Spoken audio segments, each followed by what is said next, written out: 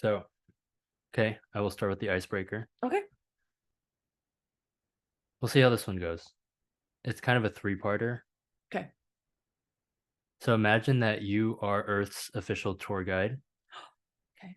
and aliens are visiting the planet. What country would you show them if you can only show them one? What food dish or like general food, um, maybe like a certain ethnicity's food would you show them if you can only show them one? Hmm. And then what language would you try to teach them or like kind of show them like, hey, this is a really cool language on Earth that you guys should be aware of, right? That maybe they're only here for like a week or two. So you got to choose just one of each of these categories. Gotcha. Oh, that's incredibly difficult. Oh boy. I'm thinking for country, I'd want to show them my mind immediately. I'm really into like archaeology. My mind immediately jumps to like what countries have interesting ruins that are there. So Oh, not okay. necessarily countries that had stuff taken. Like all of Egypt stuff is in the UK, for example. But stuff they can see while it's there, but also a neat natural environment. So I think of like tropical place, like Peru, perhaps, where they have Okay. like Incan ruins, or maybe like Indonesia. What more like in the Bali Hindu corner of Indonesia, where they've got like these old ruins, or like Cambodia, which is next door. It has similar kind of stuff, like Angkor Wat, or however that's pronounced. Okay. I think I would show them one of those areas because I think it looks really interesting naturally and has some really interesting civilization stuff going on. Hmm. And then they can see the modern stuff too. Like then they can go to, Right. I don't know, the capital of Cambodia, but then they can see that, which is definitely going to be like a high tech city with skyscrapers. And I think that'll be interesting to see different aspects of human history in that. Um, and then food. Oh my gosh, that's really challenging.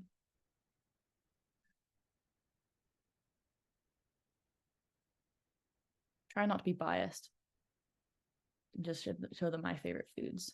Well, I mean, in a Oh, way, you it is your opinion, I It is guess, my opinion. right? That's true. I can't be There's no biased. objective My immediate thought best is food. like my favorite genre of food is um Chinese, like Sichuanese food, which is very spicy. Okay. But I don't know if I'd show them that because it's a lot of the same ingredients over and over, or from what I've had. So maybe I would like Mexico, show them Mexican food, Okay. and I think it's interesting, like all the particular plants that grow in North America that are used in like North American cultures. I don't know. I think about that. I always think about like corn and tomatoes and stuff like that, and how that's like a food staple. And those things, the Europeans didn't have that Okay. before they started coming over here. And so I think about that a lot, and like the types of foods available in different countries and how it affects their cuisine. Like I would show them Italian food because those tomatoes are not theirs. I think that's not as interesting. So I also don't like That's Italian food, hilarious. but um, so be like Mexico and Mexican foods. Um, and what was the last one? Language. Language. Honestly, I would show them English.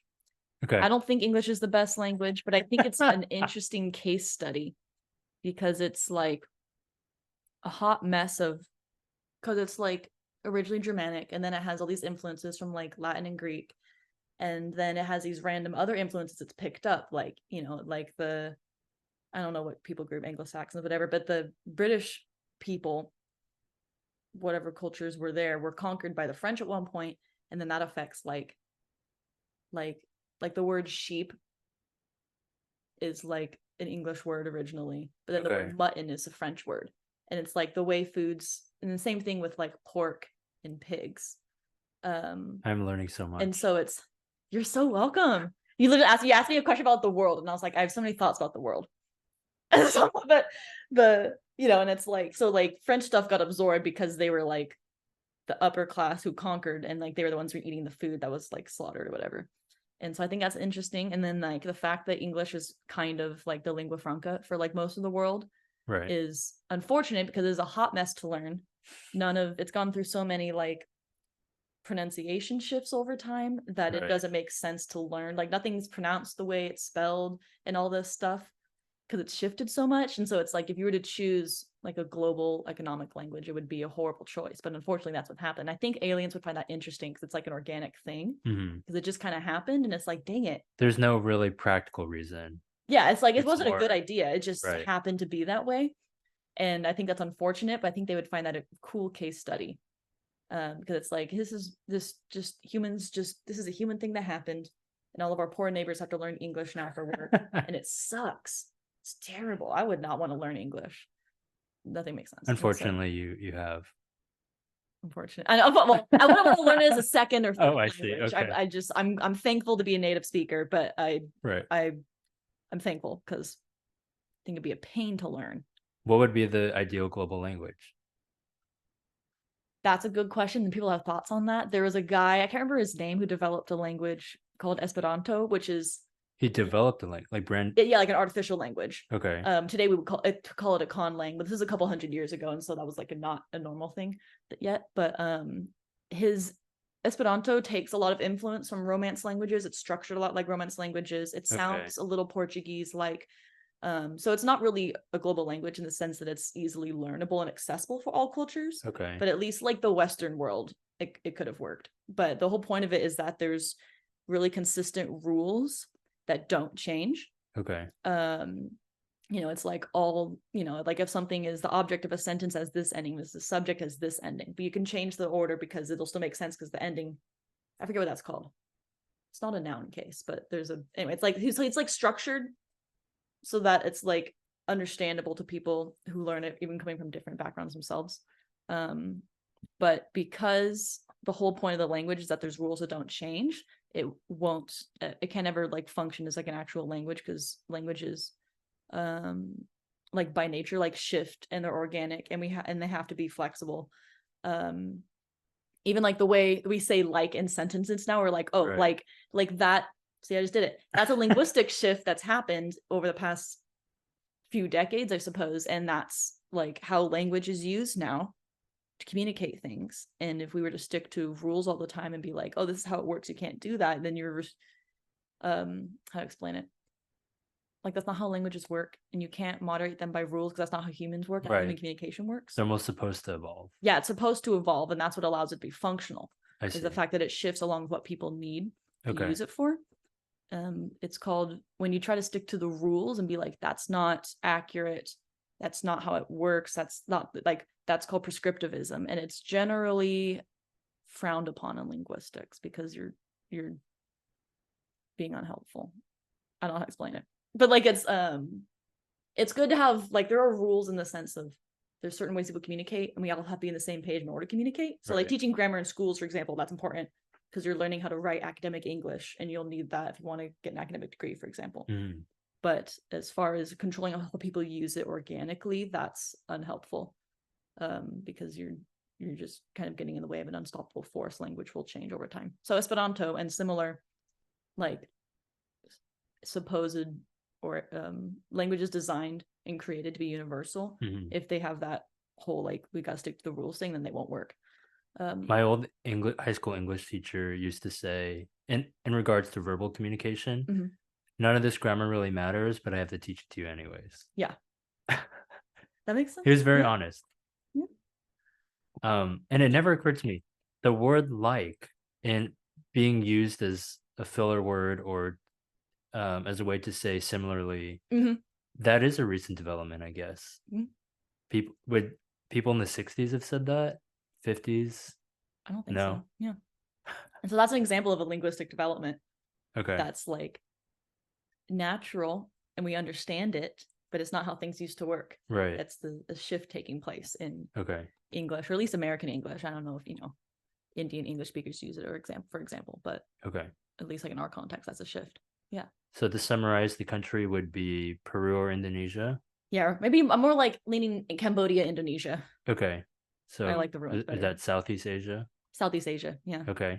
And it's because of the archaeological ruins there? Yeah, archaeology, modern cities, and really phenomenal looking environment. It's like tropical cliffs, turquoise waters. It's really lovely looking. Okay. Naturally. Yeah, the aliens are sure to stay after seeing that. Yeah. If we want them to. If they want Actually, I didn't specify whether they were hostile.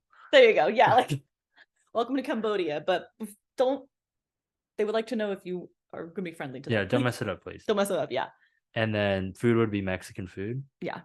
Okay, and the reason being, you said because corn originated there. Tomatoes. I don't know about squash exactly in modern cooking, but like, yeah, a lot of these foods are like original to the area, which is the case for most countries, most cultures' food. But I think that's a neat example of this has been growing here for not bazillions, thousands of years. Gazillions. Yeah, so that's not real, but like, this has been growing here for a long time, and look, this is how it's shaped the cuisine. Isn't that cool? Right. Okay. I like that. And language was English, but unfortunately, I think it's a good case study of just look at this phenomenon. Look at our global language. Isn't that a terrible decision? So English for that reason. I don't think it's the best language, but I think that they would be interested in it.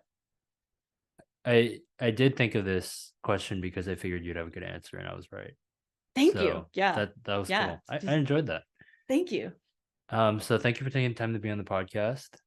You were referred over by our mutual friend Miranda, who's actually on the second episode of the podcast. And I mean, we've hung out a little bit before, just like when I went over to your guys' apartment. But I'm looking forward to this conversation. Let's get into it. What is your I used to think statement? All right. I used to think, context, I'm a Christian. Okay, so I used to think that being a Christian meant you had to have certainty about reality and you had to know like what the truth is.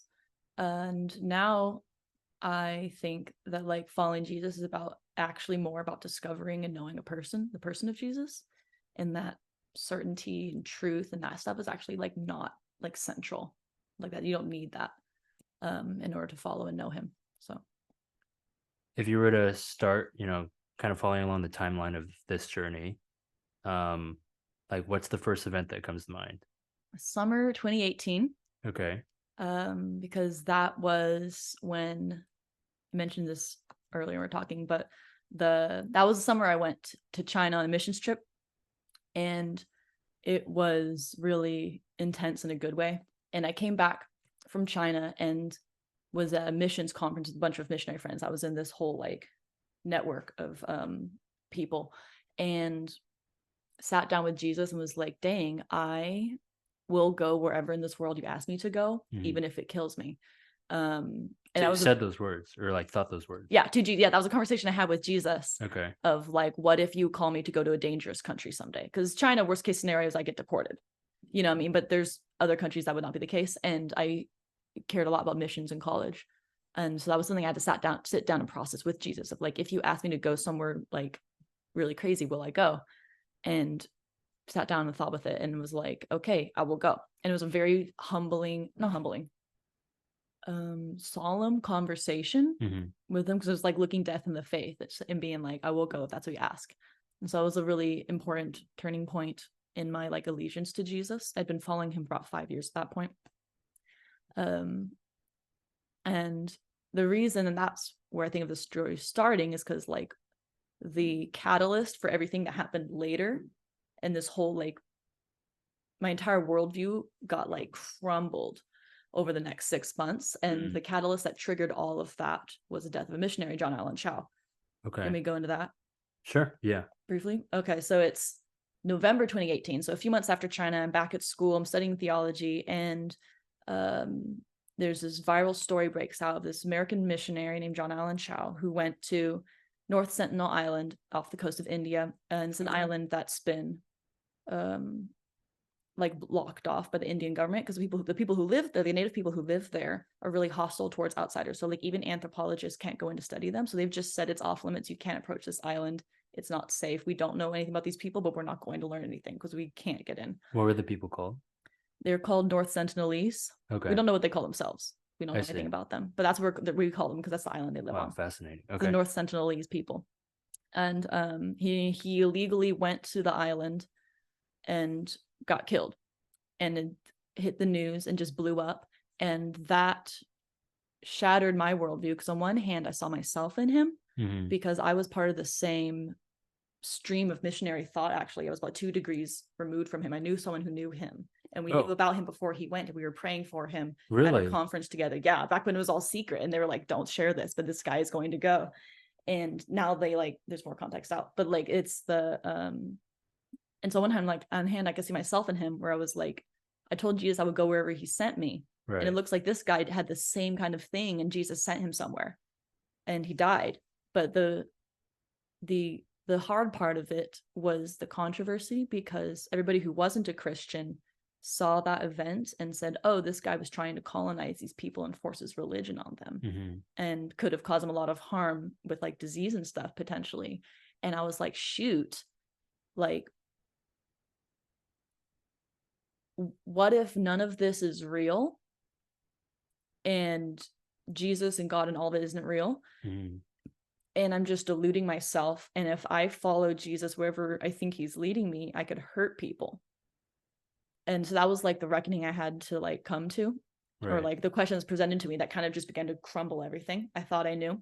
And I was like, what if none of this is real, and I'm just crazy, and he was just crazy, and we're all just crazy, and we're actually hurting people with our religion, even when we follow the spirit and like good faith and like try to do things ethically. Like, what if we're in the wrong and it's not real? So that was in November, and so that's that kind of, it continues going, but that's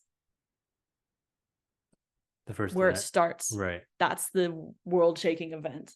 When you say, oh shoot, is any of this real, do you mean the existence of God, or do you mean more along the missions? The existence of God. Okay, so just even broader understanding of God and the universe and the supernatural. Okay. I'm curious, how was your experience in China? Was that your first mission trip? It was my second or third. It was my second one overseas. Okay. My first one was in Indonesia, so that's how I know what Indonesia is, I guess.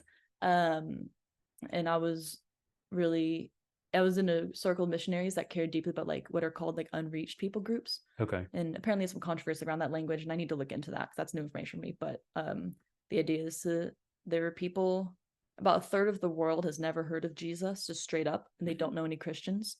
Okay. It's not like a well-known concept like how it is in the United States, for example, or most of the Western world, or Western Hemisphere even, or like Africa and like all these areas. But so this is my second mission trip to an area like that, because that was something I was specifically focused on in college.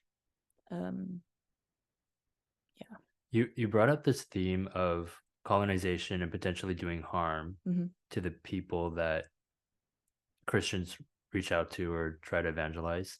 That's a theme that really interests me, because I've thought about that growing up as a Christian.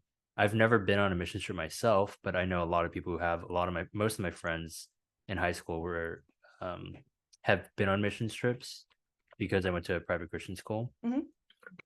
So I'm curious, when you say, let's take into consideration the China trip and the Indonesia trip, did you feel like you helped the people there from your perspective while you were on those trips? That's a good question. I think so. In both of those cases, or both of those trips, we were coming from a background that was really like, I think, well-informed anthropologically. Like there's a whole field called missiology, which is like figuring out how do you do missions ethically. And I had no idea. Oh, it's really important, because there's a lot of Western Christians who just think you have to go make American Christians, and it's like, please, for the literal love of God, don't make American Christians out of like Nigerian people or whatever the heck you want to do. That's important. I think Nigerian people know about Jesus.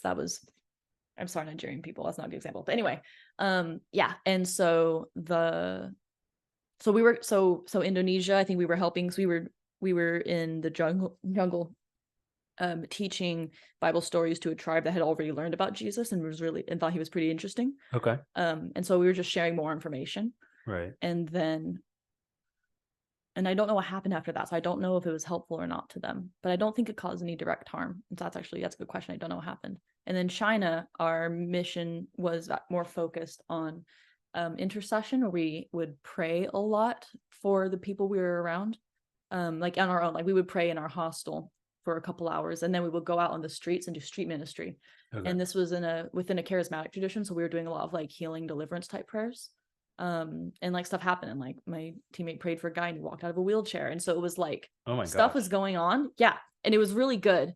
So I think the folks we met,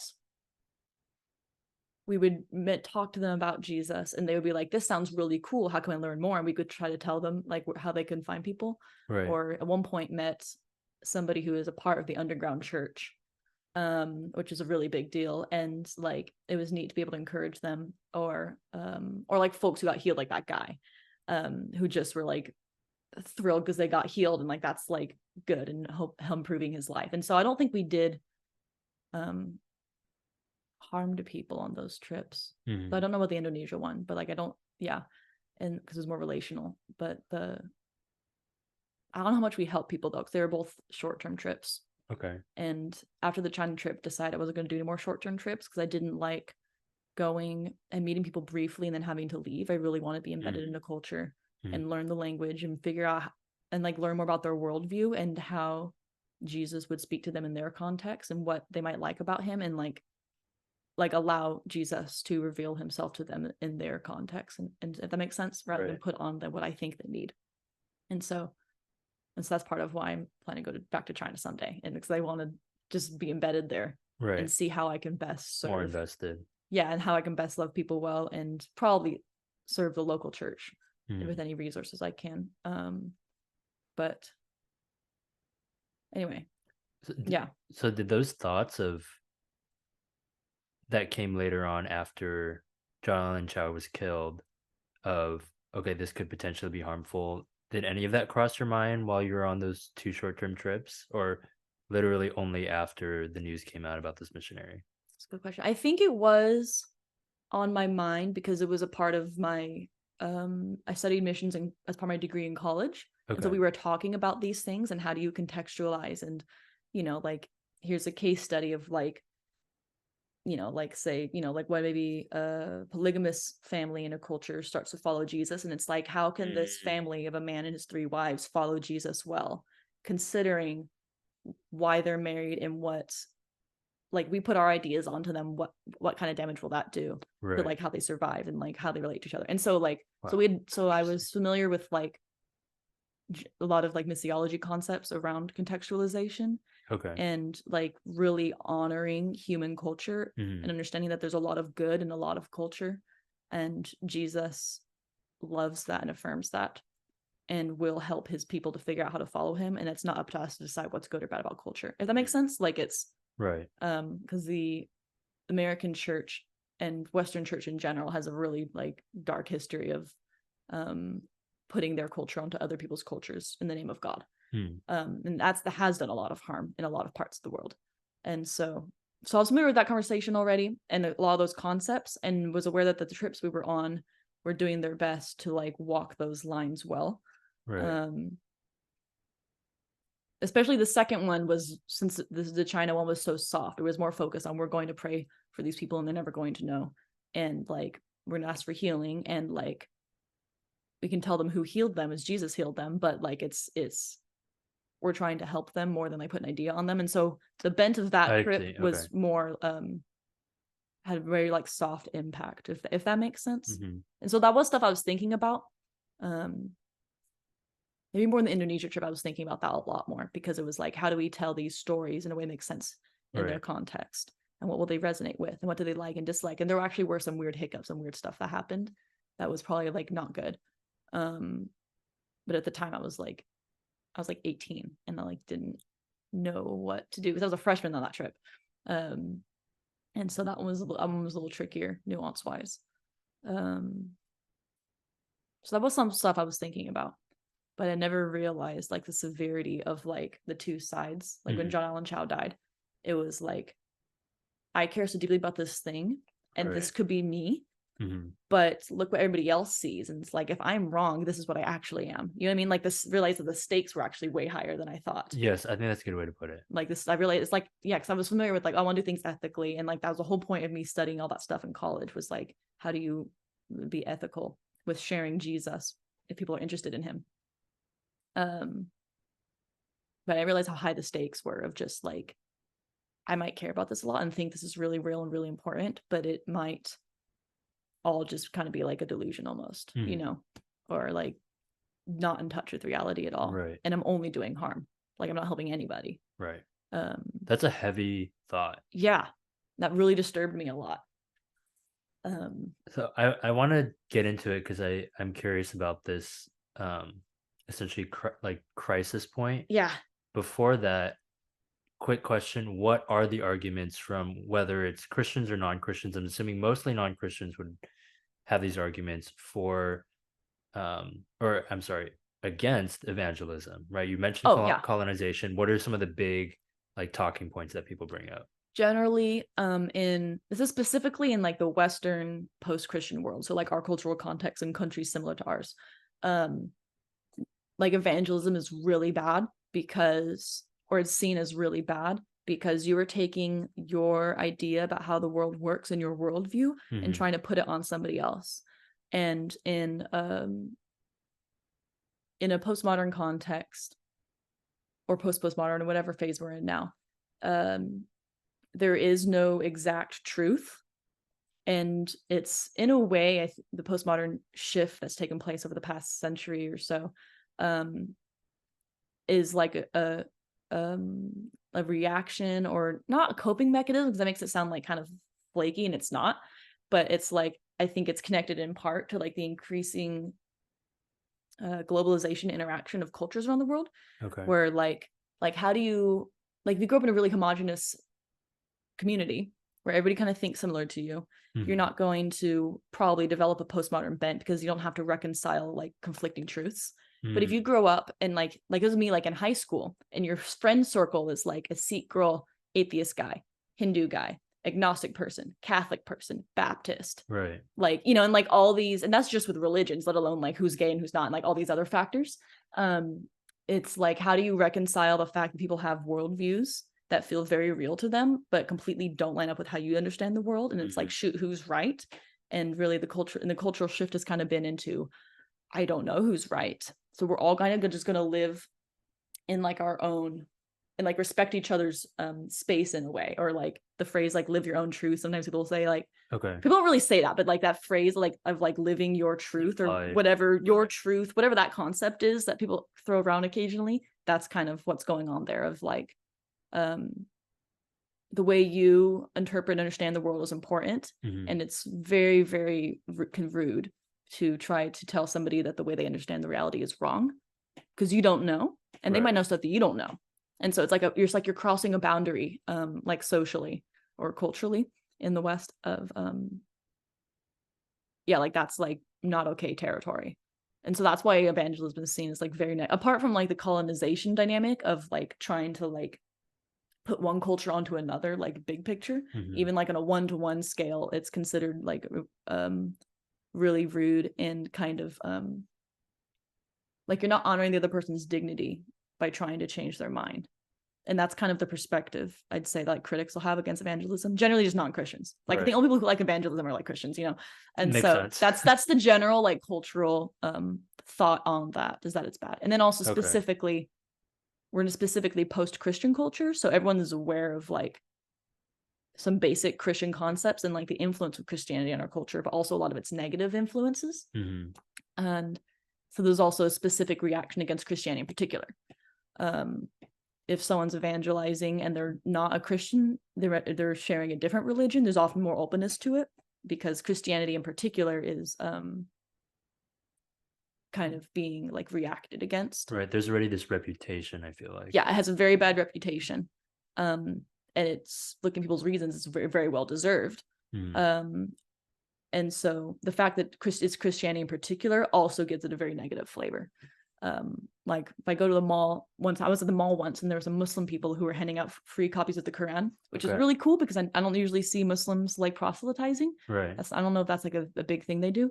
And so it was neat, but like I don't think anyone had a problem with that, because it was like, oh, it's like they're just sharing about the religion so people can understand them better, which is really good and admirable and noble. But Christians doing that is a very different flavor, because they're Christians and because of the power that Christianity has held in the West over the past millennium. Right. And all the baggage that has come with that, right, like politically and socially. Because a lot of that stuff is like not at Christianity itself, like as the taught by Jesus, but like other stuff that developed around it, if that makes sense, like Christendom. Right. And so that's, yeah.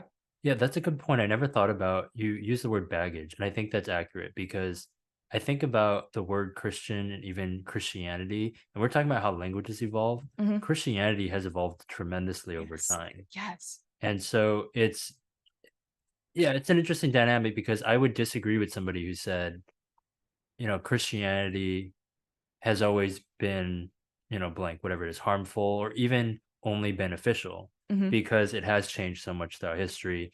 The Christianity that early like explorers or colonizers claim to be a part of is different in many, many ways Mhm. than the Christianity we see today. I do, I do think, though, on the other hand, it is important to recognize that Christianity in the West, and specifically the United States, is associated with power, is Yes. associated with having deeper influence. We don't really have much Sikh or Hindu influence in Mhm. American culture. And I think that I agree with you that that's important to take into consideration with evangelism because there is already this sense of imbalance. I feel Yes, like that's it. going It's into it, balance. Yeah. right? I think of like I can't like I'm really present on the internet. I'm Gen Z for context, and that present and interacting on the internet is an important like social dynamic of like Gen Z culture. Hmm. And I can't it's hard for me to interact with my friends online and like tell them like it's hard for me to bring up Jesus in conversation if I were to want to do that Hmm. because the moment his name gets dropped, there's a wall up, which Hmm. makes sense, but it's because they think I'm going to do something that maybe I'm not going to do. But it's like it's such like a hot I don't know how to explain it. But yeah, like there's such a huge imbalance with Christianity that even if I think someone would really like Jesus because the person that I know he is, Right. that perhaps they would dig if they actually got to know him as he actually is, not what they've been told, unfortunately. Hmm. Like I don't know how I would be able to do that. Because there's no way to talk about it without a wall going up. For most people. There's always Right. exceptions. A lot of folks are really open-minded anyway, but like Hmm. because of all the imbalance Christianity has had in the West, there's a direct reaction against it. That makes a lot of sense, but then it's like, shoot, how do you show people that the Christianity they've seen is Hmm. not the Christianity that actually reflects Jesus and what I care about? You know what I mean? Like it's separate. Like I don't that's not what Jesus is like, basically. Um it's hard because it's all like lumped together. But anyway, yeah. Tim Keller, the former pastor of Redeemer Presbyterian in Manhattan, he actually passed away earlier this year, has a really good quote. I'm probably going to butcher it. So for those listening, just look it up if you want the exact wording, where he says, whatever version of God you hate, I probably hate that version too. Yeah. And I think that's really accurate because most people, including Christians, don't really take the time to think, okay, what do I really believe about God, who he is, and things like that. Mhm. And we might touch on this later in the conversation. I wasn't planning on this being the bulk of it, but I think it's important to remember that we a lot of not just God, but even just government, other people, it's a lot easier to have whether you want to call it a stereotype or things compartmentalized so that you can quickly understand something and then have an opinion on it. I think what you brought up earlier was really helpful because when you find yourself in a group of people that have different religions, different perspectives, views on life, all of a sudden you're challenged to begin to unpack those bullet points. Um, I'm challenged to unpack those bullet points that I had set up that I thought helped me to quickly understand somebody or some institution. Yeah. Yeah. Um, so I want to get now into essentially your crisis moment, if you don't mind. It's the juicy part. This is the good stuff. The deconstruction, you would say in today's context. At the time, I didn't know about deconstruction, which is a good Yeah. thing. The But buzzword the deconstruction. buzzword. It was a deconstruction technically, but it's not the kind going on now. That's just it's different. You'll hear. You'll hear.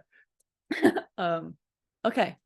Yeah, so let me think. I guess my question would be, what about John Allen Chau's story triggered the entire thing? Realizing that I was just like him or could be. Like I understood why he did what he did, but if there was no God, or if the whole Jesus thing or all of that wasn't true, then I would actually just be doing harm, like everybody who criticized him was saying. And I was like, shoot, if the religion I follow doesn't affect other people, then like I don't care if it's real, because I like following Jesus. I like the path I am on. And I don't care if it's like real or not, if it just affects me, but it does affect other people, because part of following Jesus is the Great Commission. And there's different ways to interpret that. And that's a whole other conversation. But like, you know, like go and make disciples out of all nations to the end of the earth. And so like being a follower of Jesus comes with like a directive of like tell people about Jesus in some way, shape, or form, like spread the word. That's a big deal. Which is different from like Sikhism, for example, or like other religions where like proselytization is not a thing. It's just your personal philosophy. But like following Jesus, that is like a trait that comes with it. And I was like, okay, so it matters whether this is real or not, because it is going to affect how I interact with people, and it's going to affect how I interact with the world. And someday I might be like John Allen Chau. And I don't want to continue on that road if it's not real, because I'll just be doing harm. Right. You know? Essentially, yeah, I'm hearing that a realization that if I continue, there's no way this is just an isolated thing, my faith and my beliefs. Yeah, like this says this is going to affect people, and this has stakes. Right. And I can't just ignore these questions because I'm comfortable with ignoring them. It's like I have to actually figure out now what's actually going on and whether any of this is real, because I don't want to hurt people. Right. Did you tell anybody when you started thinking this?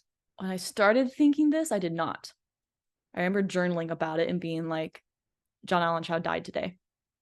And I had like a thankfulness list. And at one point even mentioned him, like, I'm thankful for him. I don't know what this is doing to me, but something about this death is really disturbing and shifting something in me. I didn't tell people until Christmas break after some other developments. It could hop into that. That's helpful. Sure. Okay. So he died in November. I started to question things in November. Semester wrapped up. I go home for Christmas break. And I had a copy of a book on my shelf that I bought when I was in high school called The God Delusion.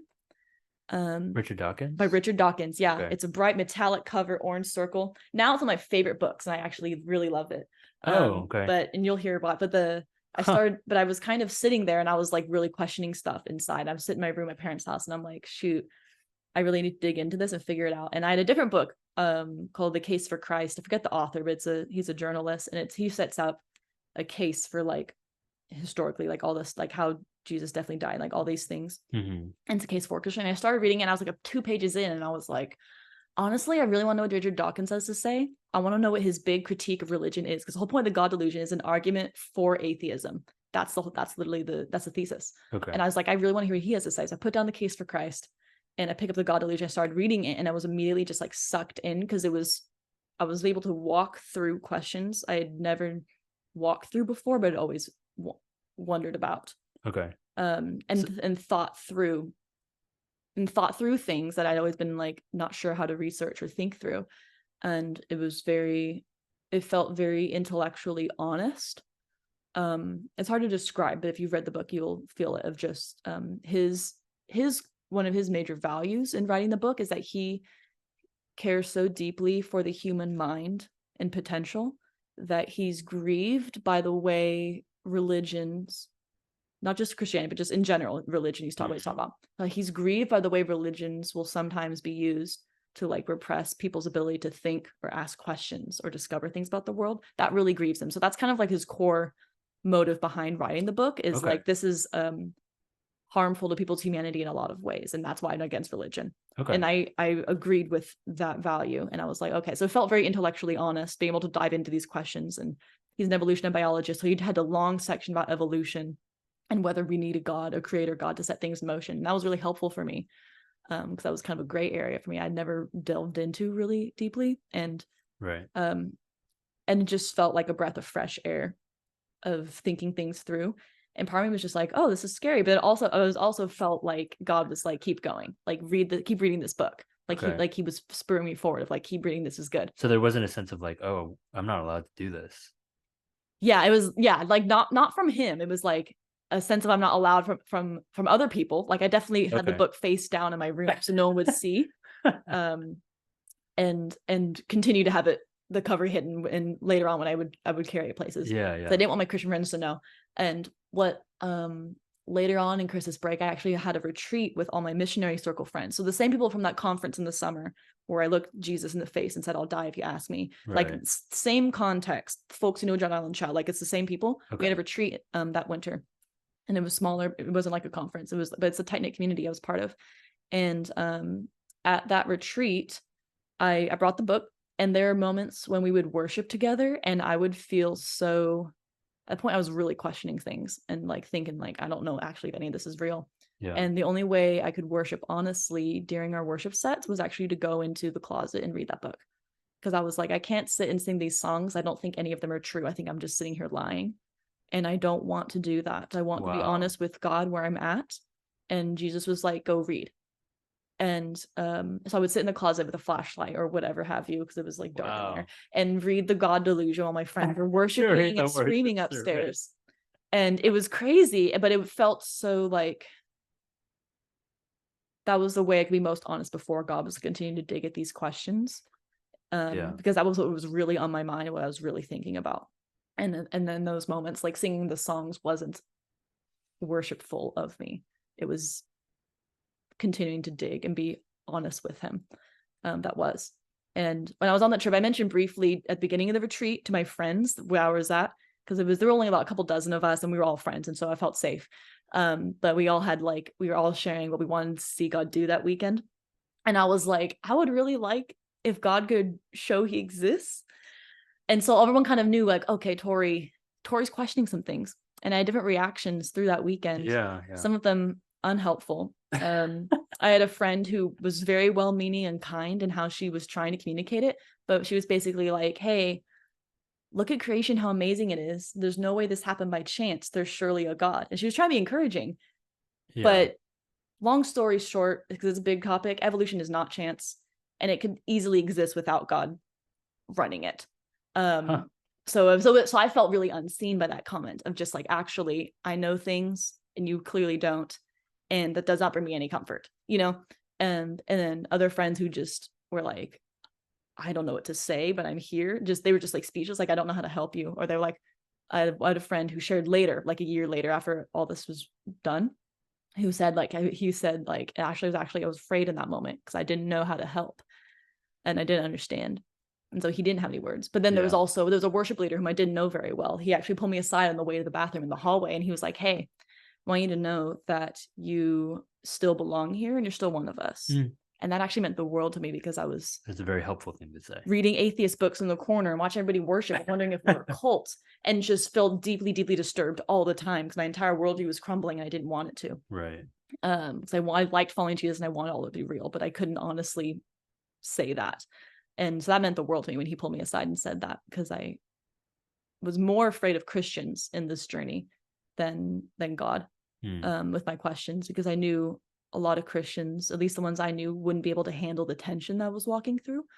I wouldn't be able to sit comfortably with like the doubt and trust that I would be okay. Right. Like they would feel threatened by it. Or like the friend who said he was scared, he handled it well. Like in being scared, he just didn't interfere. You know what I mean? Like he didn't try to like shut me down or anything, which was good. But like that kind of response though.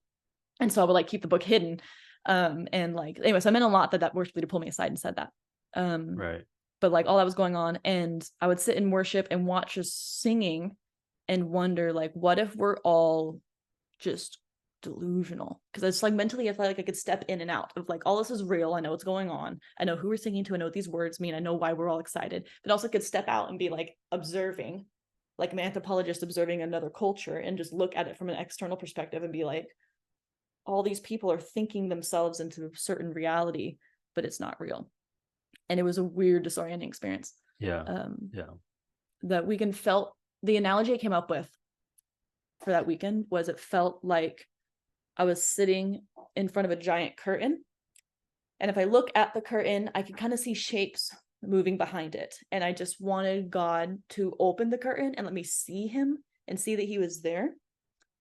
But I didn't know if there was actually anything behind the curtain at all, or if the shapes I was seeing was actually just like my own shadow.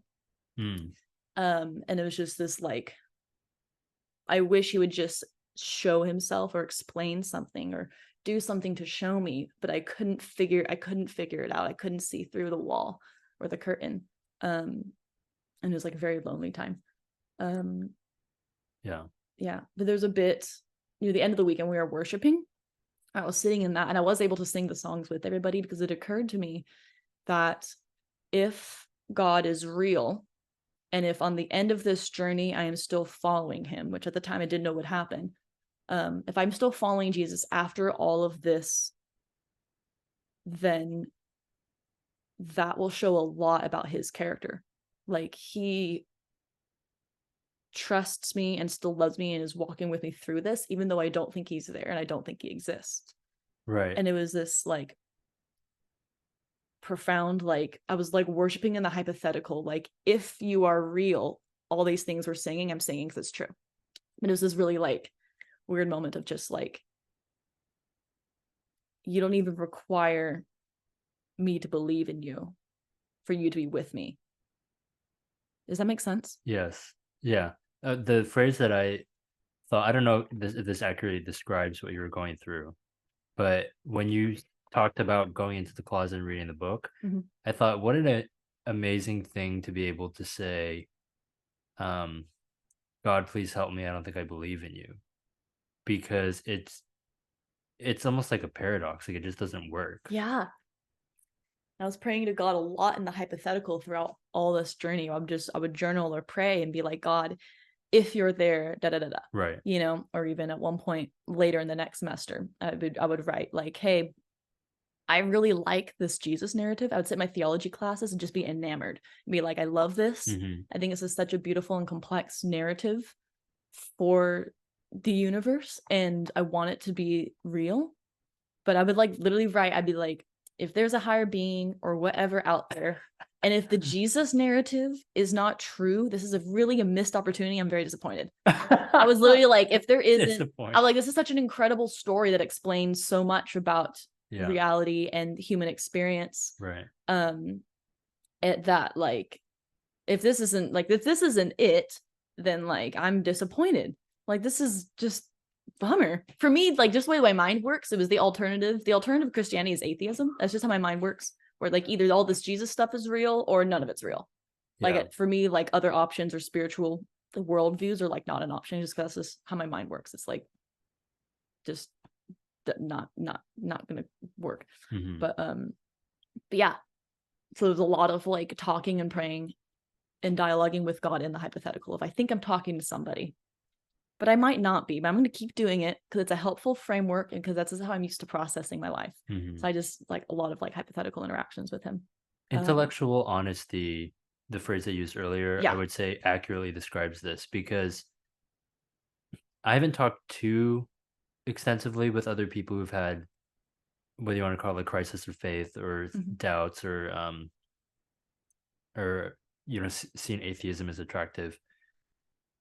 I think your story is an interesting combination of both emotion and intellect, because you recognize, just from a very intellectual standpoint, the narrative of the incarnation and of Jesus was beautiful, considering what reality was like, and the state that humanity's in. And I don't really know too many people who actually would think from that perspective. I think it's especially hard when you grow up within the Christian tradition. I grew up evangelical, to be able to look at it from that perspective, because it's kind of like asking a fish, like, what's it like being in water? Oh yeah. I mean, well, first of all, fish can't talk, if you weren't aware, but the fish can only explain so much, because it's like, I don't know the alternative. And I think for me as well, something that I'm really resonating with your story is, and I think this happens for a lot of people, high school, college age, post college, is to be able to stand back and look at, like, oh, this is what I've been believing, this is what I've been seeped in my entire life. And I wonder if like, looking at it from a perspective of whether it lines up with reality. And that's something that I think I did have to do actually in college, as you're talking about this.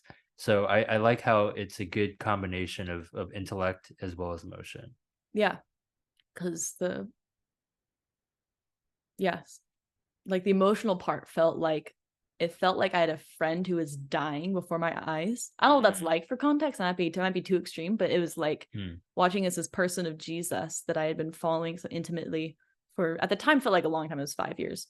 Now I'm at 10 years following Jesus, that's weird to think that twice as much time has happened since all of this. But anyway, it was like this person that I knew and who was so embedded in my thought process. Like I didn't even know how to interpret reality without running it through like this lens of like there's a living God who is interacting. Like I don't even know how to untangle that. Like watching as like that person and that entire framework just began to dissolve and being like, I don't know how to live without that, and I don't know how to live without this person. That was like the emotional side of it, of just like I'm losing something important to me, or someone important to me. Yeah, that's a good way to put it. And I thought, yeah, it's like he was dying. Like just I thought he was here, but soon he might not be, and I can't stop him because he's just dissolving. Right. I can't just like will him into stasis. Yeah. So what happened after the conference that you're at? Yeah, after that, I went right into a different retreat, but this is with folks in my university. At the time I was working for our school's like chapel department kind of a thing. So it was a private Christian school. And I was an intern, and so I helped run like chapels, and I was in charge of prayer meetings and stuff like that. And it was like this small leadership role, and we had a retreat together every winter as a team.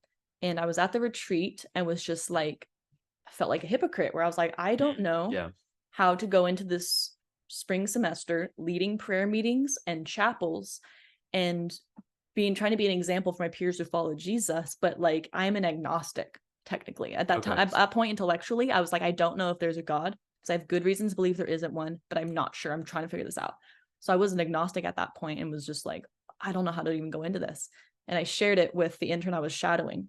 Her name is Juliana, and she was the first of two people who had a really important role in this journey. The other one I'll mention in a second because he comes up, but I shared it with Juliana, and she received it so gently. And for the next few months to the end of the semester, when she graduated, she was like she just listened and received, even though she didn't understand my journey. She didn't have the same questions or doubts as me, but she wasn't threatened by it, and she wasn't afraid of it. So I would just tell her like, hey, I'm kind of wondering about this right now. And she'd be like, wow, I don't know. Like she didn't have answers. She would just listen, and I felt safe to like talk to somebody about it. Right. And so I first opened up to her about it there. And she was like, hey, like if you need to, we were at the beach or the beach house for the retreat. And she was like, hey, if you need to go outside with a blanket and just like scream at the ocean, then do that. And she's kind of goofy like that. She just like says like nonsense things. And I was like, actually, it's a good idea. So I did. I got a blanket and I went outside on the beach. And I remember looking at the water was like dark, because it's like dark. It's like dark at the beach. If you go to the beach like at midnight or something, it's like it's just black and there's just waves and you can kind of see it. And there's like a moon hovering. It was like reflecting. Right. And I was just sitting there and I was talking to God, and I was like, hey, I feel like everything's kind of falling apart right now. And if you were there, if you would like to show up, I'd really appreciate it. But you won't, and he wouldn't show up. And I that's the first time I cussed out God. And like, I don't know, do you allow cussing in your podcast? I allow it. Okay, so just for the sake of intensity, like I would sit there and just be like, where the fuck are you? I am crumbling here. My whole worldview is dissolving, and you were sitting there silent? What the hell's going on? Yeah. And cussing, that was just that bit. But the I'll have a separate PG version. That's okay. You can also bleep it, and that's fine. I won't be offended if you bleep it. But like that's the kind of language I was using with God, and from a place of like deep like despair. Like, where are you? Because if you're there, I really need to hear from you right now. Like really afraid. Right. It's coming out my voice. I'm so proud of myself. I'm not usually a very emotional person, so I'm like, look at me sounding intense. Anyway, I feel emotional. Anyway, and yeah, and so like that conversation was really helpful for me to being honest with God of like, hey, I'm reaching this point and I don't like where it's going. Yeah. And I'd really like you to show up. And he wouldn't, and he was silent. And that made me I did not feel better. And so I went back in, and I think maybe the next day or so on the retreat, one of the leaders of the department who was in charge of chapel, his name was Brian. I don't know what gave me the idea, but he seemed like someone who could handle tension well. And I don't know how I got that impression per se, but I asked if we could talk. So we went into the living room and sat and talked alone. And I remember sitting there on the couch, like curled up, like how I just sit like this all the time, sitting on a gray couch, looking at my toes, just like curling into the, like I vividly remember talking, sitting there. And I was telling him about just some of the stuff I was questioning. And I was like, I don't know if any of this is real and I don't know what to do. Yeah. And he sat there and he was like, maybe God is tearing down some foundations you've built in order to build something new in their place. And that analogy turned everything around for me, because I thought my worldview was crumbling and I was just headed towards like a cliff, and I couldn't stop the momentum. But that completely gave me a different idea of looking at everything going on, of like, wait, maybe there is something in how I understand God or Jesus or just this whole narrative. Maybe there's something in it that he can't work it with and can't build on. So he has to destroy it in order for me to go farther with him. Does that make sense? Yeah. And that was really paradigm shifting for me. And we went back into school. Spring semester starts, and a lot of the similar dynamics. I sit in the morning and I pray and journal, and I'm talking to God in hypothetical, and I'm like, if you're there, or universe, or whoever, whatever, here's what I'm thinking, and then like I go and I'm leading prayer meetings, and I don't know if there's a God, but I'm doing it anyway. And that actually ended up being really helpful for me with the prayer specifically. Like I actually didn't feel a lot of conflict in it. And then like, and then I would go to class and sit as someone talks about, like, at a systematic theology class at the time, and talk about like, the Trinity and just all these like beautiful complexities around how God has revealed himself and what we've the dots we've connected with theology, and just sit there and be enamored and be like, I love this and I want this to be real. And I would sit in church, and in my church, and that time we were talking a lot about the kingdom of God and the way of life ushered in by Jesus, which seems so backwards to how the world functions. But if you actually trust him and do the things he says, it brings flourishing, even though it feels like death at first. Yeah. And something in me when we talk about that stuff at church would just like ring clear and true, like a little bell going ding. And I couldn't explain that feeling, but it just felt so right.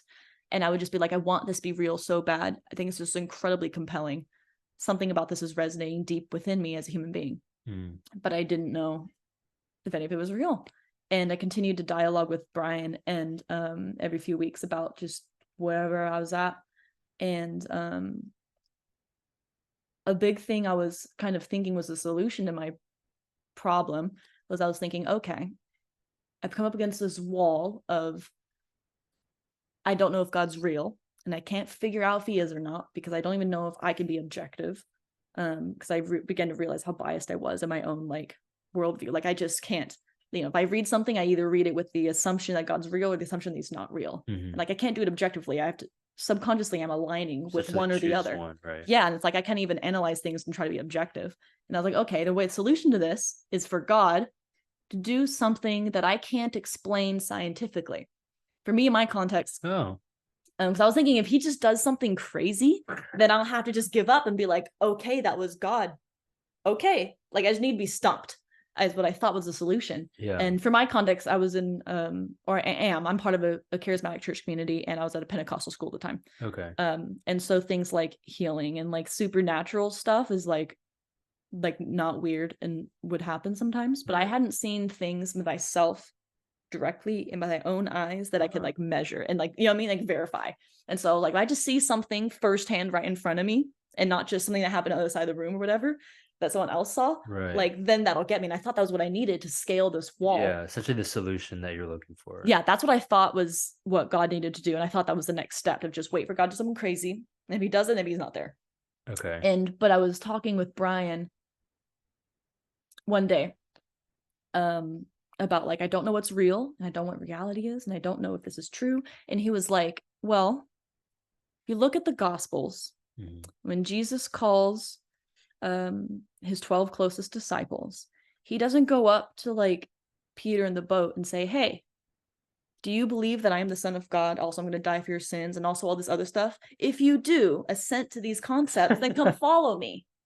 And I was like, oh yeah, he doesn't do that. And he was like, no, but we do that in the West. If you believe these and agree, if you agree intellectually with certain ideas, right, or truths about reality, that's like the prerequisite for following Jesus and becoming a Christian, however you want to define that Yeah. particular term. It's like a physical for a Christian. Yeah, it's like, do you agree with this stuff? Okay, you're in. And it's Right. like, that's not how Jesus worked at all. Instead, he was like, hey, come follow me. Mhm. They were like, this dude's weird, but okay. And they would just follow him and see him do stuff and the way he interacted with people and the way, and then like the weird stuff he did and the weird stuff he said and like the concepts he would teach that sounded backwards, and that's the kingdom coming through. And like, and it wasn't until like chapters and chapters later that Jesus turns and he says, who do you say I am? Mhm. And Peter goes, you're the Son of God. Like, they figured it out by following him. Right. Right. And that really resonated with me because I was, you know, sitting in my theology classes like, this sounds dope. Sitting in church like, this really is compelling. And I was part of, in my house, my church, my Sunday church has like a house church system. Okay. And I was in house church at the time, and it would sit in house church and people would just be like radically generous with each other and helping to pay for each other's bills. And like, you know, like I felt led to go on a retreat that I couldn't afford, so they covered it and like all this stuff. And just sit there and I would just hear and just be like, these, and just think over like, these people do this stuff and they make these decisions and treat each other like this because they follow Jesus. And I knew that, like, you're not gonna like do any of that stuff for other reasons. Like in this context, it was like, it was like they were doing this because they followed Jesus, and like, this is what Jesus asked me to do, so cover your needs because you're my sister. And like, I was sitting, just hold that, and like, here's an example. These people follow Jesus and they act like this, and I don't know what to do with that. And then also like, the more I pressed into Jesus's teachings about just various ways, just like how you relate to money, how you relate to your enemies, you know, what God is like, all these different things he talked about that felt backwards, but the more you rearrange your life to align with it and try to do what he says, and the more you take him seriously as a teacher and follow like what he says about how to live, the more life gets better. And it's weird and backwards because it feels like dying. Like I think of like the more, at the time I was thinking about like dying to self and like not focusing as much on my own well-being. Right. Because I'm more like narcissistic by default. So like, I'm not one of those folks who just like gives everything away and needs to learn to take care of themselves. I'm like the opposite, where I'm just like, forget the rest of you. So like for me, like focusing on other people is the growth direction. Yeah. And what is it? And like how backwards that felt and sounded. But the more I pressed into it and followed Jesus in that direction, or what I thought was Jesus, or what I thought was the Spirit, or like whatever, everything was hypothetical. I was like, whatever the Spirit is, I'm going to follow that thing. I don't know. The more I like pressed into that stuff, it felt like dying, then there'd be resurrection on the other side, because my like life would flourish more on the other side of it. And I couldn't explain that. And it was like, why was Jesus right about all this weird stuff? Like, why would he say this stuff? And it sounds backwards, but if you actually do it, it's not backwards. Like human flourishing happens. And it's like, what is that? How would this random dude just like know this? I was like, there's something going on with this Jesus guy.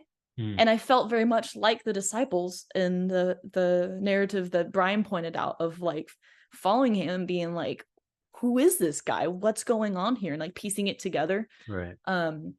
Rather than starting with certainty about certain ideas. And it felt like I had come against that wall of like, Jesus, do something crazy that'll prove you exist, that can't be explained scientifically, because that's how I see the world, and I just will explain everything. And instead he was kind of like, you know what, actually, we're gonna ignore the wall. We're not gonna climb it. Let's walk this way. And we start walking a different direction. And that's kind of like felt like what he did. Because he never ended up doing some sort of crazy thing to prove that he was there. Coincidentally, I did have a friend get healed in house church a few months later. She had a rib pop back into place while we were praying for her. And like, but it didn't faze me. And I was like, and I don't know why that's so funny to me. That's amazing. It is amazing. And it's like, but it's so funny because I didn't realize that had happened until like maybe like 6 months to it, like maybe like a year or two after all this happened. I looked back and was like, wait, I was sitting there like, God heal somebody, and someone did get healed. And I was like, like that wouldn't even have worked. That wouldn't even have worked. Your reaction wasn't really what you wanted. Yeah, like that didn't feel like God proved himself. And that happened, it was already after God had kind of started leading me in a different direction. So I wasn't as pressed about that particular question. But it was funny that happened. Something crazy happened. And that just it wouldn't have worked. And so it's good that he was leading me this other way. And the other way was like, I've kind of poked at it and I think pointed at it, but not said it directly as much. But realizing that Jesus is, say, like Jesus is the way, the truth, and the life. He's the way. Right.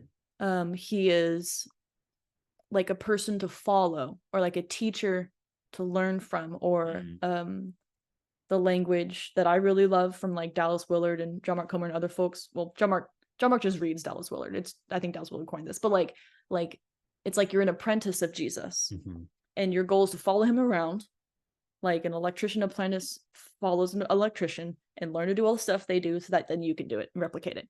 And that's what the journey of following Jesus is like. And that's kind of became the center of what was going on for me, because it was like I was following Jesus because the things he said and taught and did made sense in a way I couldn't describe. And I hit a point where I was like, this is more when I was still like really wrestling with stuff. Like at this point I began to have more peace about it. But like before I had peace about it, I was kind of sitting there and I was like, even if I end up as an atheist after this journey, so at the time I was still like caught up on the certainty thing. I was like, even if I end up an atheist, I'm still going to follow Jesus. And I was like, that's a really interesting thought. I thought that to myself, and I was like, wow, I never thought I would utter those words, but that's why I mean it. I was like, there might not be a God, but I'm going to keep following Jesus's teachings because I like what it does to who I am and how it affects my life and the framework that it gives me to interact with such a complex world. And I was like, whoa. And that was like a weird, like, not really a turning point, but I suppose that might have been like, because the journey kind of softened out after that. And I don't know if there's like an ending point. It was just, I did eventually be like, you know what? I'm pretty sure there's a God. I'm not agnostic. And technically I'm agnostic in the sense that I can't prove it and I don't know. But like for the sake of like basic yes or no answers, I do think there's a God. But it's because of context clues and all this other stuff that really seems to point to it. But not because I got an answer to prove it. It was almost like a side result. Following Jesus. And it's like the way I followed and understood my allegiance to Jesus was completely restructured around, rather than following him because I thought he was like the truth, or like, I mean, that's not a good way to put it. He is the truth, but like, that's not what I mean. It's like, rather than following him because he gave an explanation for what reality is and how the world works for sure. It's more like I follow him because just things get better when I follow him. And that feels like a very postmodern way to put it, because it's like, I'm not worried about truth, but like, you use the word flourishing. I like that. Yes, that's what happens. Like human flourishing happens when I follow Jesus, and the narrative around the kingdom of God and the redemption of creation and our partnership with him in that until he comes back. Like all of that gives me a narrative with which to interact with the world. Because I'm one of those people who really needs I need like a meta narrative, and that's a meta narrative that I will hold on for dear life. So I think it's fantastic. But it became like that was the angle, and it felt like a very like postmodern way to look at it. But I think a lot about how I feel like in our culture, or at least my generation and people with more of a postmodern bent, it's the concern is a lot less on like what is real or true and more on like how can I live life well. And that's a whole topic I could hop into. I love it. But anyway, and I felt like very post, I was like, wow, am I following Jesus because he makes life better? And it's like, yeah, but there's something going on there. And I think that's incredibly compelling, especially for our world and for my peers, all my Gen Z homies on the internet who are just trying to figure out how to live life well, because there's no narrative or framework around being human and helping the world to heal. Like all that stuff is people care about that so much, and they're just figuring out on their own. And Jesus talks about that. Like, holy heck. But then I hit the wall again of, if I drop the word Jesus, they're like, okay, you're proselytizing. You know what I mean? And so it's like this, that's a lot. I still face a lot of tension there of like, he answers all these questions and it's insane. But that's like the bent that ended up happening of like, I'm following Jesus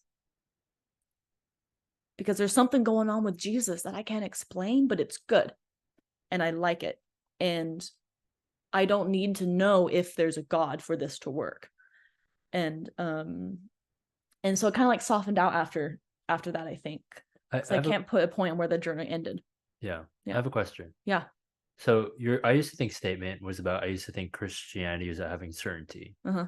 So would you say that you are still uncertain then? About reality? Yes. I don't know if there's a God. I think Okay. there is, but that's not the core of my faith anymore. Okay. Like that me makes sense. believing, like me like intellectually assenting to the idea that there's a God isn't like the hinge point for following Jesus anymore. It's like a side thing of like, Okay. it's not the most important thing. Right. Like if I don't believe in God, that doesn't really affect whether I follow Jesus. I do believe in God, but like, Yeah. I'm not for hundreds. I'm not going to argue about it. If someone says I don't think there's God, I'd be like, that's fair. Right. Okay, you know what I mean? But So, it's like that's not the central thing. That's right. like make it or break it, like deal breaker kind of thing. Does that make sense? Like it's been decentralized massively. That makes sense. Yeah. So to follow up with it, if somebody went up to you, I mean, you've probably thought through this, wanting to go into missions, already have been in missions. Somebody today goes up to you and asks, Tori, what must I do to become a Christian? Oh my gosh. What do you tell them? You decide to follow Jesus. You're like, he is your Lord. And we could figure out how to contextualize that, because that's a bit before an idea, honestly, for all of us.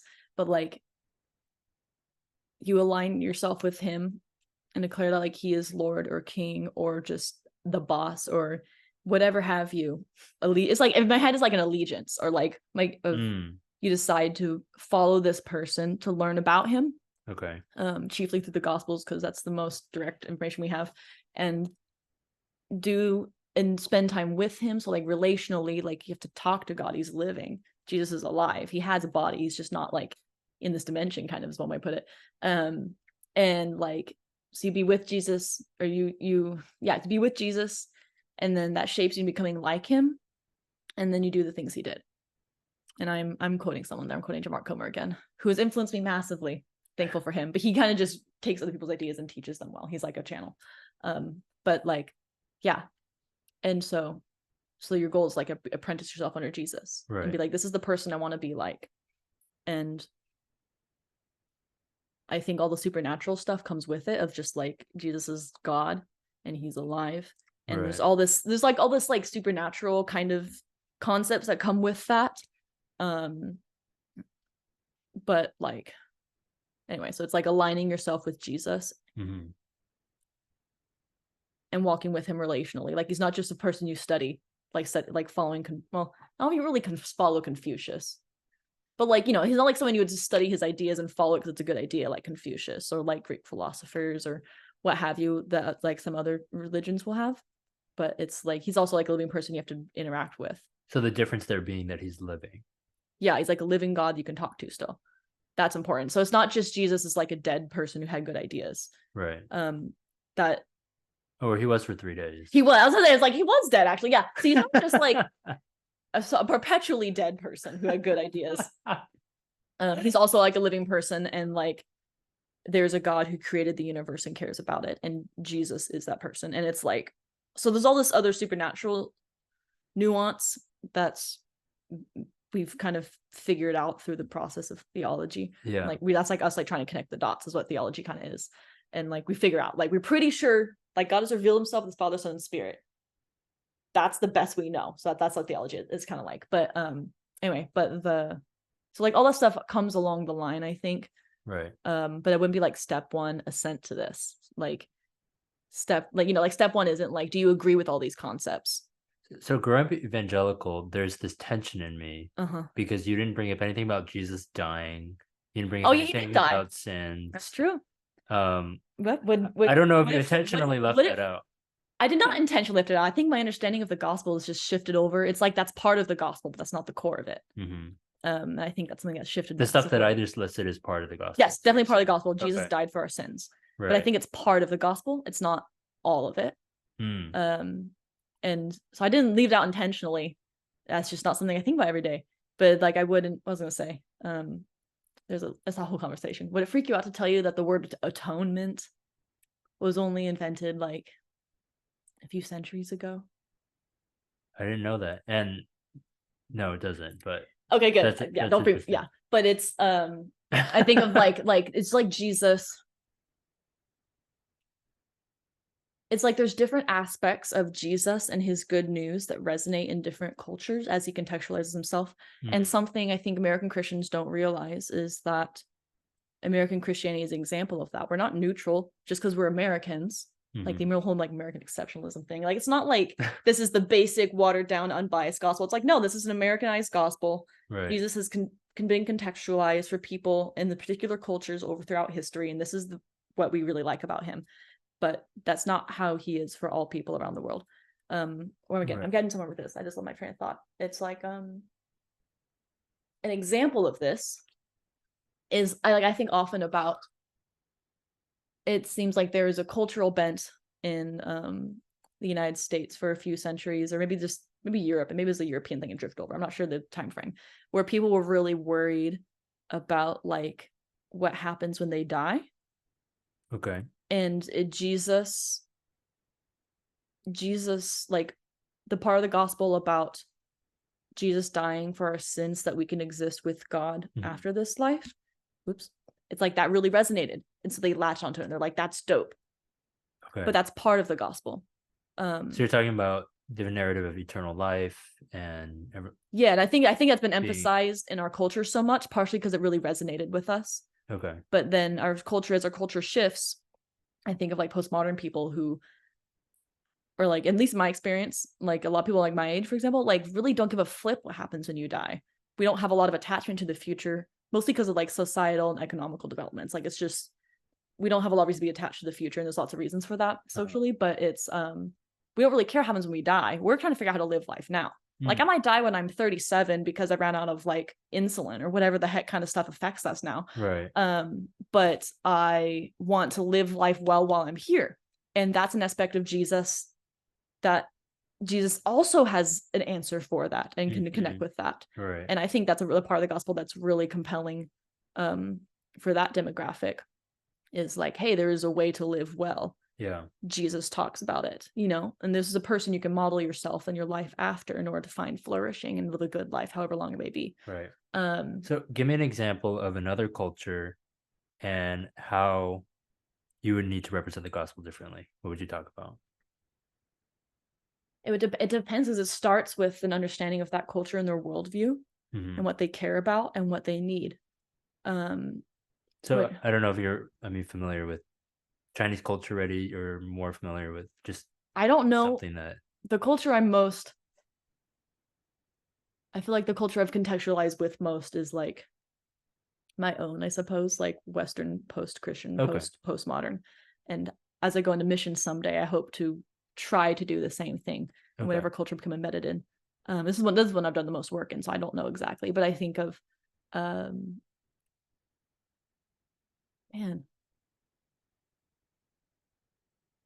I don't explain it because it's different. With being a missionary is very different from someone who's just someone in that culture. Like I was in a missionary conference recently and they were talking about some Christians in a Muslim context, and it was a group of women who were following Jesus, and they were like Jesus followers. They were like, I'm aligned to the prophet Isa, which is what they call Jesus in the Quran.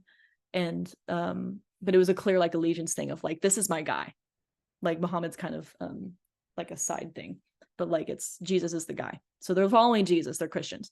But the way they do it is something that they're like figuring out as they go, where it's kind of like, how much of my culture aligns with what Jesus asks of me and how much doesn't align. So there's certain things they still practice, but they'll change what it means. So like these women in this context, so they still practice Ramadan, for example, but they don't fast in order to like earn like forgiveness for like their sins of the past year. They're fasting and they're using it to pray for their families, for example. So they're like repurposing it in a way that aligns with Jesus, or other things where like, there's certain things, I can't remember other examples, but it's like certain things where they're like, oh, this kind of clashes with what Jesus is asking us, so I think we're not going to practice that. And other things that like mesh, where they're like, Jesus doesn't really worry about this, we're not going to worry about it. And so it's like they're doing the work of contextualization like on the ground as Jesus followers in their culture, where there isn't an existing blueprint. You know what I mean? It's like Americans, like you become a Christian in the United States, there are so many different versions of American Christianity that you can probably find someone who can like hold your hand and show you how to follow Jesus Right. as an American.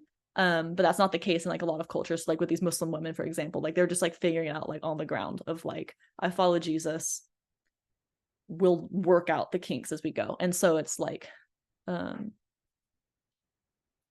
guess that's not a super thorough answer, but it's like not something I can speak from experience yet, because that's not something I'm Gotcha. familiar with. Does that Right. make sense? Yeah. I like that you brought up the idea of taking Jesus' teaching and then figuring out, okay, based on my culture, how do I navigate through this? Because it, like, if I were trying to become a Christian or I was interested in being a Christian, that's what I would do almost as a test to see Mm-hmm. how universal are these teachings, especially considering they were 2,000 years ago taught by a low-income Jewish man, in an Eastern context. And I think, I mean, I haven't consciously and like very intentionally tried to carry out these tests, but I'd like to think that teaching such as love your neighbor, I mean, who in the world doesn't have a neighbor Mm-hmm. or things like that? Or who in the world doesn't have to think about money or deal with money? Mm-hmm. And that is another, um, I guess when I talked about like in college, trying to compare the gospel to reality and see how much they lined up, it's I really like the idea of let's apply the gospel to different cultures and see how they respond to it, and whether or not there are parts of what Jesus is saying that can be embraced by that culture. Yeah. Um, gosh, I had another question. It completely slipped my mind. I'll let you go ahead. So, yeah, I mean, I guess now you're like out of your agnostic phase, Yeah. pretty much. What does this mean for, I guess, what you want to do and how you want to move forward with this resurrection of your faith?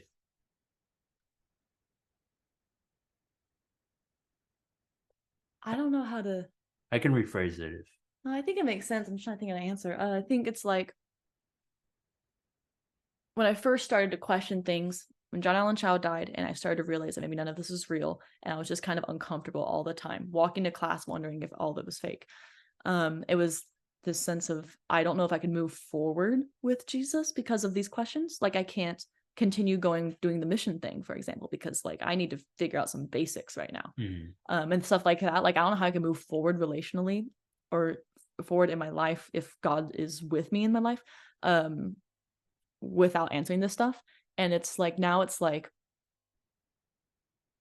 I guess this is a very basic answer, but it's like I just continue to follow him, and it's like the thing that's being built is like discovering more of what he's like and allowing him to transform me more so I look more like him, and following like where he leads with like what he wants me to do.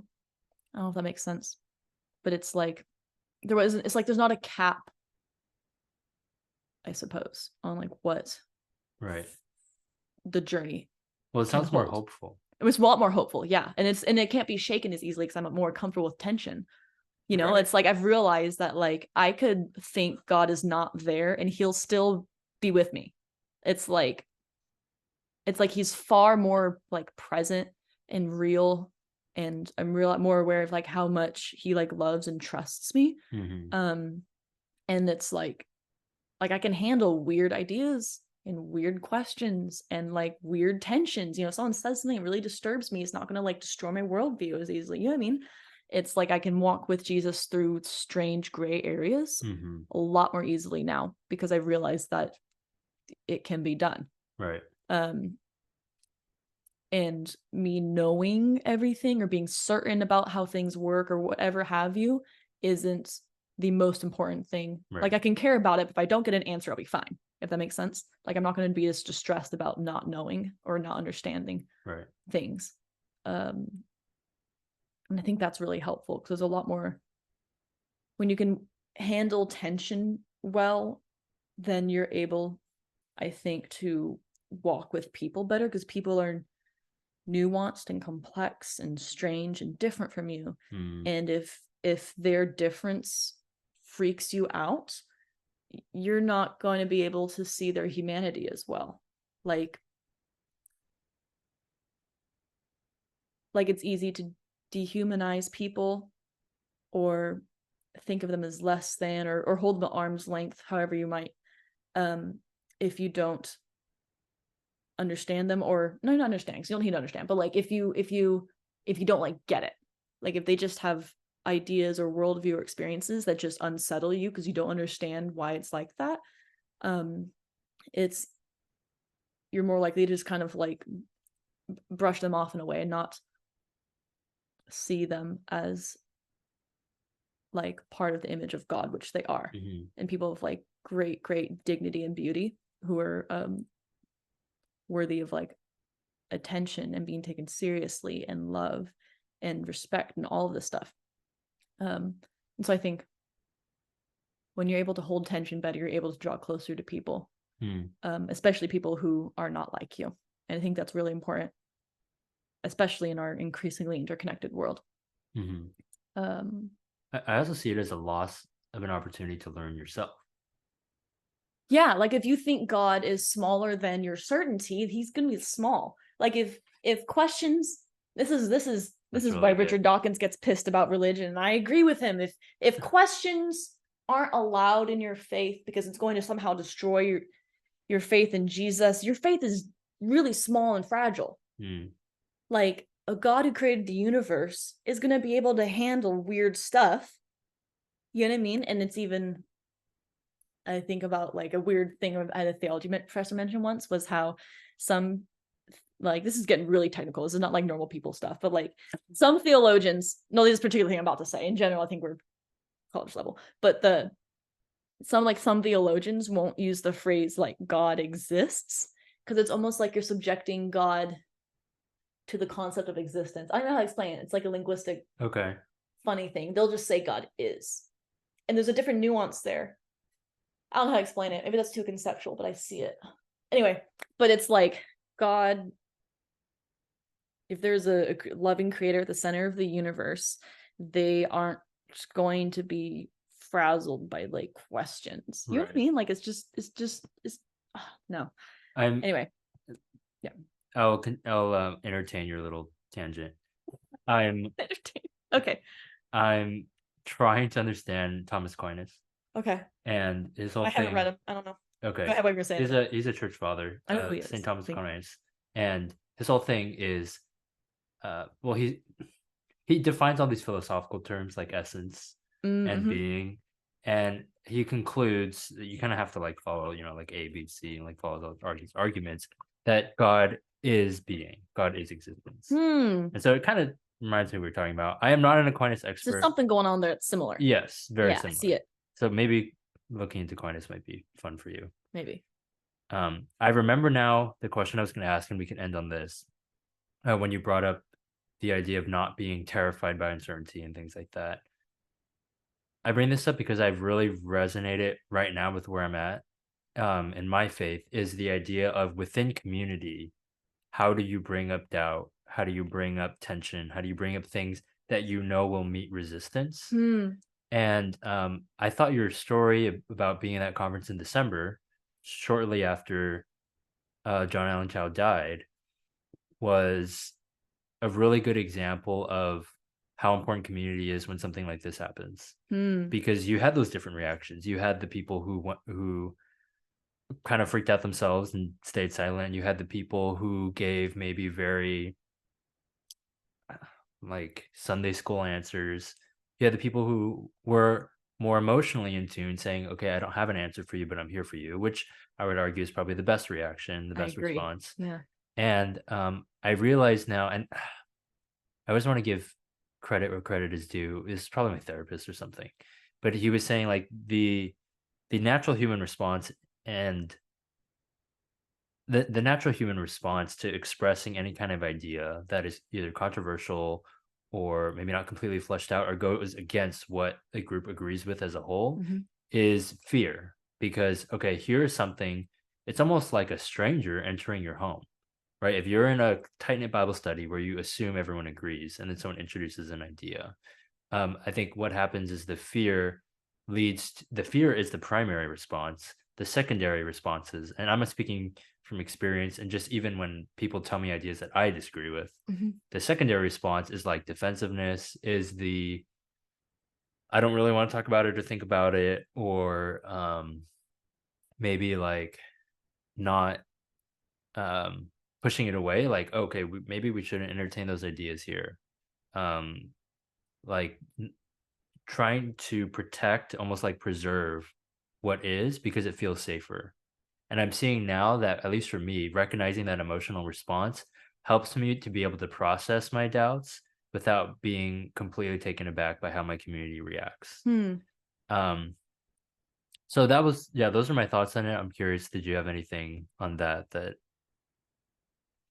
any thoughts on that? I think that's good to like untangle like the emotional components and see how it's affecting you, because I still am human and still get freaked out by ideas that Mm, conflict, but it's important to have like to be like differentiated from it. And I feel like this is like a result of spiritual disciplines of some sort, perhaps, to like grow in self-awareness, so that in real time, as you're having the interaction, as you feel the fear come up, you're able to say, oh, that's fear, mhm. which is a normal human response, but I want to interact with this person in X way. Because the thing I'll think of myself is like, I have someone will bring something up that freaks me out, and I have to think, okay, I want to listen to understand. It's hard. Yeah. And I think that's just honestly, just period. Just if we all tried to listen and understand, the world be fixed. But like, I want to listen to understand, and then I'll figure out later what to do with whatever the tension is. Oh, that's good. And so, because the Yeah, bit about me listening to understand, that's me, like, I follow Jesus, who honors the dignity of every person, right. and I want to have humility and and realize that I don't know everything. This person knows things that I don't, and I need to honor them as my equal Hmm. by trying to understand their perspective. And maybe you won't understand fully, and like that's okay. We Or you can't. might later come on, conclude they disagree completely. Yeah, and that's But okay. right. But we've got to try to understand first, because we dismiss and just not try to understand, then like that's a marring of dignity that we do that all the time in all sorts of contexts, just globally, individually, what have you. We just dismiss people because we don't get it, and we're just like, whatever, you're not worth taking seriously, and that's I think that's evil. Mhm. But anyway, so that's the way of Jesus coming in, of like, this is how I want to treat people because of who my rabbi is, who I want to become like. Mhm. But like, anyway, I think that's good. So you want to like untangle and be aware of those feelings and what they are, and know how they're affecting you. Right. Yeah. Was there anything that we didn't hit on that you wanted to bring up? Good question. Let me pull up briefly. I had notes earlier, and I think we got through everything. I wrote the notes down because I tend to not talk in order, and I want to make sure I got everything written down. But I think we got through everything. Yeah. I did have some random resources to share if anybody wants to learn more about any of these topics. Oh, send it to me and I'll put it I'll in send it to the you. episode. Yeah. Is it helpful if I say out loud what they are too, in case that's helpful? Sure. Okay, so Yeah. some resources recommended. One, if you're interested in learning about John Allen Chau's death, National Geographic just released a documentary about it. Really? I got to see a screening of it last month, and it hit very close to home because that's obviously a very important event to me. Right. It's Wow. called The Mission, and I think they do a really good job of remaining neutral. They do push the colonizer angle a little bit, but they overall stay neutral, and they don't portray Christianity in a negative light. It's a lot of just questions of what happened. And I think they do a good job with that, and it's very visceral. Yeah, it's a little bit intense, but Do they have footage? I guess I should no, just but watch it. they have some footage, and they also do like reenactments. Oh, They I interview see. people who knew him, and they do also have footage because he did a lot of like GoPro videos himself hiking and stuff. Okay. You see him on screen a lot, talking to people, interacting, and it's kind of eerie. But that's actually really that I think the way they film and narrate this story, I think captures a lot of the tension I feel, because you sit in it and you wonder what happened here. Was this good? Was this bad? I don't know. And so I think they that's a capture that tough feeling. So if question. you want to get a glimpse of like kind of how I felt, watch that film. They do a really good job. And then also The God Delusion is written by Richard Dawkins. I think it's awesome. Also great if you don't understand evolution, you will learn how it works. And then a podcast I actually didn't mention in this, but something that influenced me a lot while I was processing this stuff with postmodernism and like the Western worldview and like following Jesus and like that kind of those types of topics. A podcast called This Cultural Moment, which John Mark Comer and Mark Sayers ran back from between 2016 and 2020 or so. I looked it up earlier and I don't know if it's still available on the podcast app, so I don't know where to find it now. Those are some key years, 2016 to 2020. Yeah, and it's an incredible podcast, really, really, really helpful conversations that are really easy to understand. Okay. I don't know where to find it because hopefully they didn't take it down, but that's really helpful for thinking through like what is post-Christianity, what are the implications of postmodernism for following Jesus, what's going on in the West, like those types of topics. That's really helpful. And then theologically, some stuff, being an apprentice to Jesus, that comes from Dallas Willard. Any Dallas Willard book is good. I haven't read most of them because I just hear his stuff recycled through other people. And then N.T. Wright, I think, does a bit of work with the kingdom of God concept and renewal of creation. Surprised by Hope is like the basic that talks about it. That's the book. So those are some recommendations, some of the theological concepts mentioned that might be unfamiliar with some people, especially if you're like a modernist American Christian. If I say that Jesus dying for your sins is not the center of the gospel, you might be really disturbed right now. But trust me, the gospel is about the kingdom of God. That's what Jesus walks in Matthew and he's like, the kingdom of God is near, repent. That's what he said. Anyway, that's a whole other topic theologically, but dive into that and it's good, life-giving. Those are some heavy hitters. I like all those guys. Cool. Yeah. I learned about Dallas Willard because he taught at UCLA. My alma mater. Okay. I don't know if he taught while I was there. Is he still alive? No, I think he died in like 2003 or something. Oh, okay. Well, definitely not. Yeah. But he had sort of an influence within the UCLA Christian community because he taught there. So wow. Yeah. That's cool. I didn't know about that. Wow. Yeah. But I will put all those in the show notes. And thank you so much for sharing that. Thank you. This is a lot of fun. I love this. Yeah, you seem really comfortable. I like talking. They're like, no one ever lets me talk. Oh, I don't. I go to church and I'm like, I have a gift of teaching, and they're just like, okay, and I'm like, we do something anyway. I'm okay. Okay. I'm okay. Cool. Don't put that on the podcast.